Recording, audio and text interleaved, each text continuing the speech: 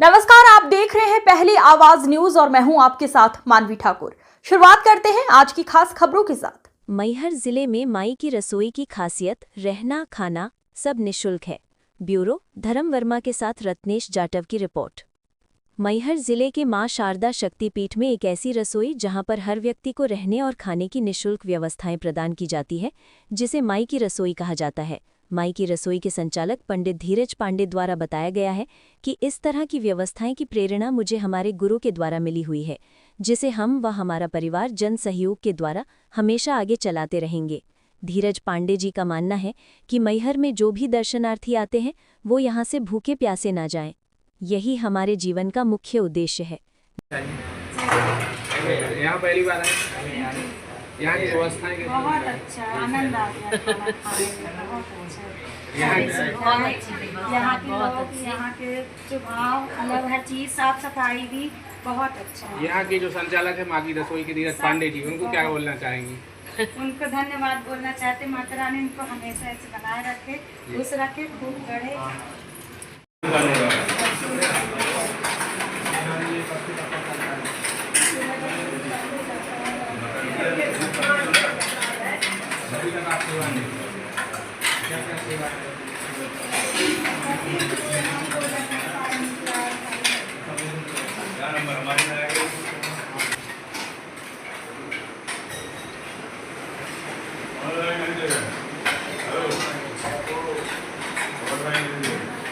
ये थी माँ की रसोई, जहाँ धर्मगुरु प्रेरणा से संचालन व्यवस्था चल रही है। व्यवस्थाएं कैसी हैं? बहुत अच्छी है। धन्यवाद जिसने हमें भोजन कराया, और माता रानी का भी पहली बार आई हैं? पहली बार आई हूँ।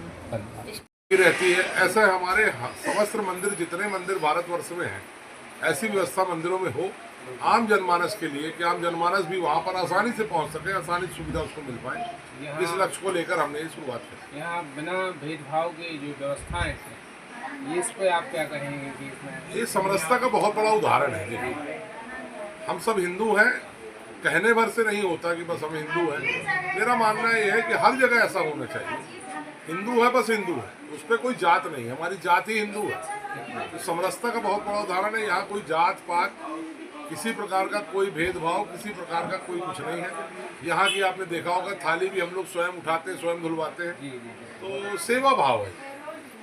ये थे हमारे मैहर से युवा समाज सेवी धीरज पांडे जी, जिनका ये माँ की रसोई जो है जीवन पर्यंत तक चलती रहेगी और आगे भी बढ़ाते रहेंगे। इसको भी ऐसी सुविधाएं हैं। मेरी एक अपील भी है, जो लोग मुझे देख रहे हैं, धर्म की रक्षा करेंगे तो धर्म भी आपकी रक्षा करेंगे। उसका जीता जाता उदाहरण जो है वो सरदार जी लोग हैं।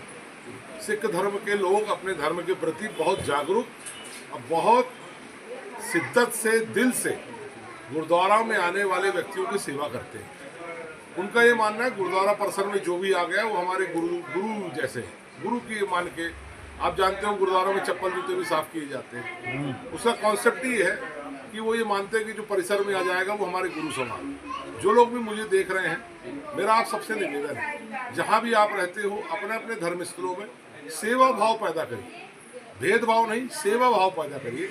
सेवा करने से मैं लिख के दे सकता हूँ, मेरा अपना अनुभव 6-7 साल का है, कि जो चीज़ आप दुनिया में की जो चीज़ भी चाहते हो वो आपके पीछे पीछे आ जाएगी, अगर आपके पास सेवा भाव है।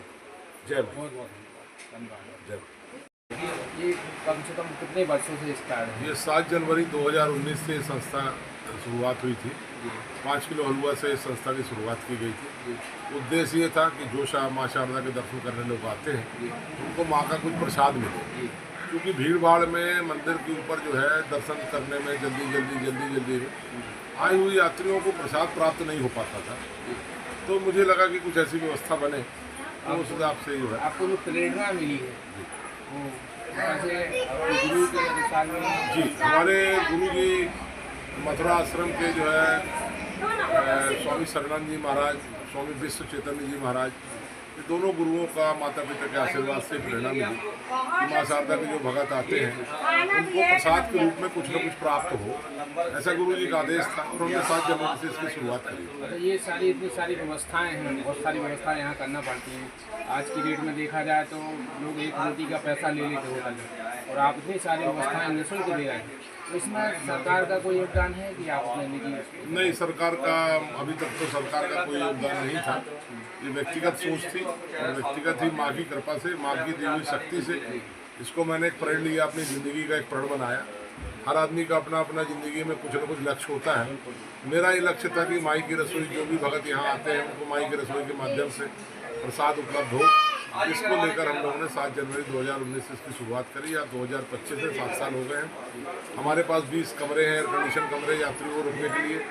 एक भंडारा चलता है रोपवे कंपाउंड में, जो सुबह 7 बजे से खिचड़ी प्रसाद का वितरण होता है। निरंतर वो रात तक चलता है और 11 बजे से 11 बजे रात तक ये रसोई जो आप देख रहे हैं ये चलती है। अब इसका कुछ लक्ष्य है कि कब तक चलेगी? अब ये लक्ष्य तो पता है ना, ये तो उद्देश्य, जैसे कोई डॉक्टर बनना चाहता है, जीवन में इंजीनियर बनना चाहता है, ये लाइफ टाइम चलेगा? ये बिल्कुल लाइफ टाइम चलेगा। मैंने अपने लड़के को भी कहा कि जीवन में सब काम करना है, इस काम को भी चलाना। तो उम्मीद है कि कल वो भी इसको चलाएगा और भी हमारे साथी सहयोगी हैं जो भी उस लायक होंगे वो संस्था को चलाएंगे। उद्देश्य यही है कि जैसा गुरुद्वाराओं में खबरों का सिलसिला लगातार जारी है। आप देखते रहिए पहली आवाज न्यूज।